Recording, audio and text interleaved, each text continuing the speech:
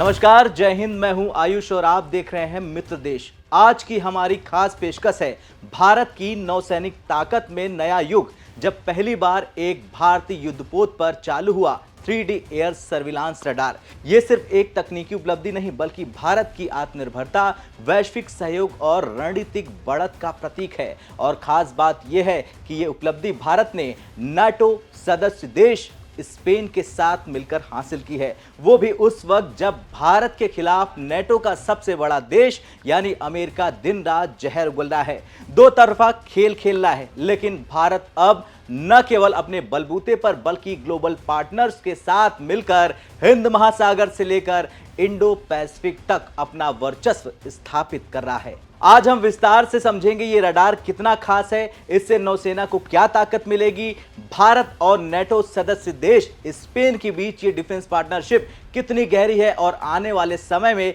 इसका क्या असर पड़ेगा भारत की रणनीतिक सुरक्षा पर। तो आइए चलते जानते हैं पूरी खबर विस्तार से। दरअसल भारत ने पहली बार अपने युद्धपोत पर 3D air surveillance radar Lanza N को ऑपरेशनल कर दिया है, जो दूर से ही दुश्मन को पहचान लेगा। अब चाहे सुपरसोनिक फाइटर जेट हो, स्टेल्थ ड्रोन हो या एंटी रेडिएशन मिसाइल, ये रडार सबको पकड़ लेगा। स्पेन की कंपनी इंद्रा का लांजा 3D रडार दुनिया के सबसे एडवांस सिस्टम में गिना जाता है।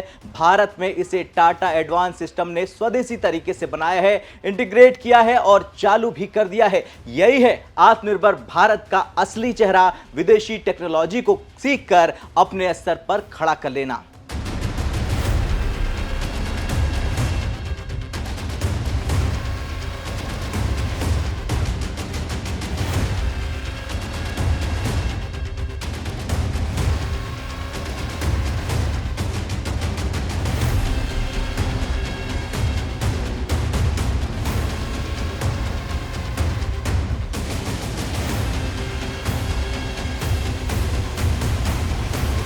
बता दें कि नाटो और भारत आमतौर पर आपस में ज्यादा नहीं दिखते हैं, लेकिन असलियत यह है कि स्पेन जो नाटो मेंबर है और भारत की यह साझेदारी एक बड़ा संकेत है। नाटो देश के पास बेहतरीन रडार, मिसाइल और वॉरशिप टेक्नोलॉजी है, भारत के पास है मार्केट, स्ट्रेटेजिक लोकेशन और बढ़ती ताकत। दोनों जब मिलते हैं तो एक नया इकोसिस्टम बनता है। नाटो का संदेश है कि भारत के बिना इंडो पैसिफिक सुरक्षित नहीं हो सकता है, और भारत का संदेश है कि हम पश्चिमी टेक्नोलॉजी को अपनाएंगे, लेकिन अपनी शर्तों पर। चलिए अब जानते हैं कि लांजा एन रडार की खूबियां क्या क्या हैं। दरअसल इसकी सबसे बड़ी खासियत है ये लॉन्ग रेंज डिटेक्शन से लैस है, यानी 400 किलोमीटर तक दुश्मन की हलचल पकड़ सकता है। 3D क्षमता जो ऊंचाई, दूरी और दिशा तीनों डिटेल्स देता है। मल्टी टारगेट ट्रैकिंग जो एक साथ दर्जनों टारगेट पकड़ने की क्षमता रखता है। ड्रोन और मिसाइल डिफेंस, छोटे से छोटे ड्रोन से लेकर तेज मिसाइल तक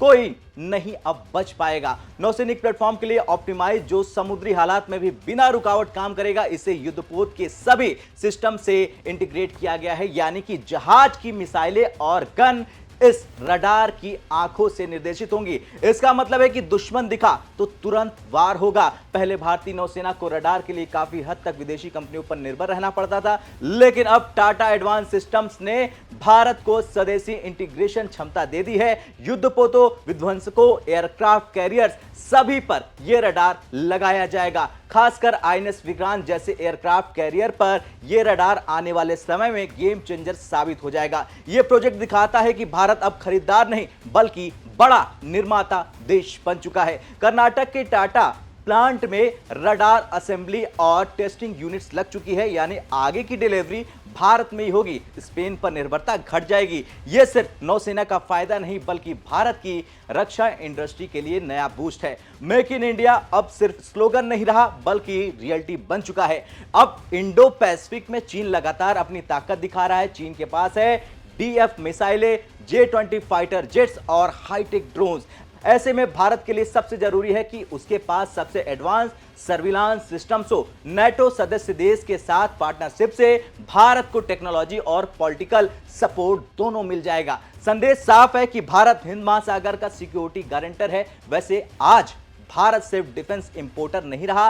अमेरिका, फ्रांस, इजराइल और अब स्पेन सभी देश भारत को टेक्नोलॉजी पार्टनर की तरह देखते हैं। यही कारण है कि आज नाटो देश स्पेन भी भारत के साथ मिलकर काम कर रहा है।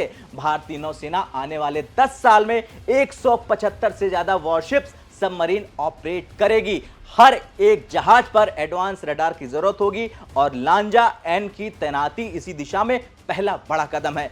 आगे भारत अपनी खुद की 100% स्वदेशी रडार सीरीज बनाएगा, यानी कि भविष्य में भारत दूसरों को रडार सप्लाई भी कर सकता है।